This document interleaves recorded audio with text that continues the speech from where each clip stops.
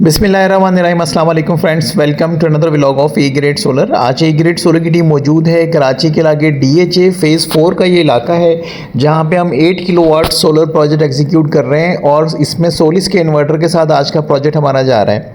इस प्रोजेक्ट के अंदर हमने 2 फेजेज़ में काम कर रहे हैं। पहले फेज़ में हमने इन्वर्टर अटैच किया है और उसके साथ 10 सोलर पैनल कनेक्ट किए हैं, जबकि इसके साथ हमारे ट्रिपल KC-DC ब्रेकर्स हैं।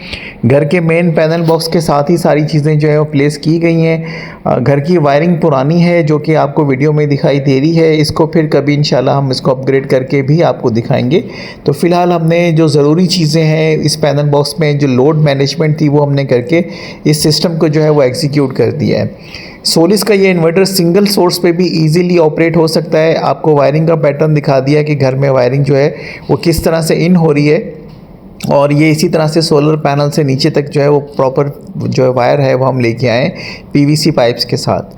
सोलर पैनल्स का अगर हम आपको स्ट्रक्चर दिखाएं, स्ट्रक्चर हमने ज़्यादा पैनल्स का यहाँ पे बनवाया है क्योंकि ये प्रोजेक्ट जो है वो आगे चल के अपग्रेड होगा, तो इसलिए स्ट्रक्चर ज़्यादा पैनल्स का है। जबकि पैनल्स जो इस वक्त कनेक्टेड हैं वो 10 पैनल्स हैं और इसमें हमने यूज़ किया है हाइमो एक्सटेंड का सोलर पैनल जो कि लॉन्ची का है और इसका रिज़ल्ट भी अच्छा आता है, जिसका रीज़न ये कि ये एंटी शेडिंग टेक्नोलॉजी के पैनल्स हैं। आपको इसका ब्लैक शेड जो है वो महसूस हो रहा होगा। तो क्वालिटी वाइज ये इसका और आइको का रिज़ल्ट ऑलमोस्ट सेम है। तो HBM प्लस पाइप के स्ट्रक्चर पे ये एग्जीक्यूट हुए हैं।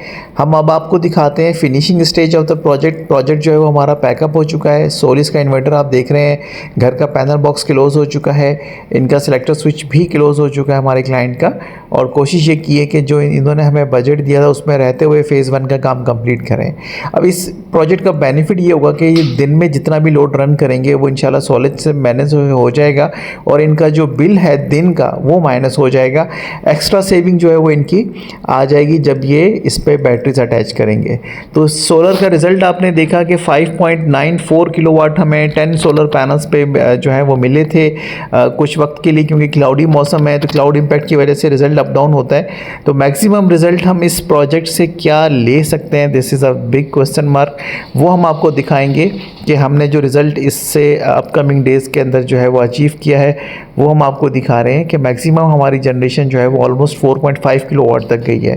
तो यूजुअली ये प्रोजेक्ट जो है वो 5000 वाट पूरे भी दे सकता है, लेकिन उसके लिए वेदर कंडीशन का साफ़ होना बहुत ज़रूरी है।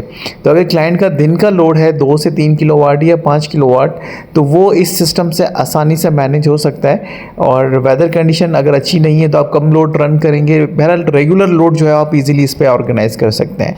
तो thank you so much friends for watching today's video. अस्सलाम वालेकुम।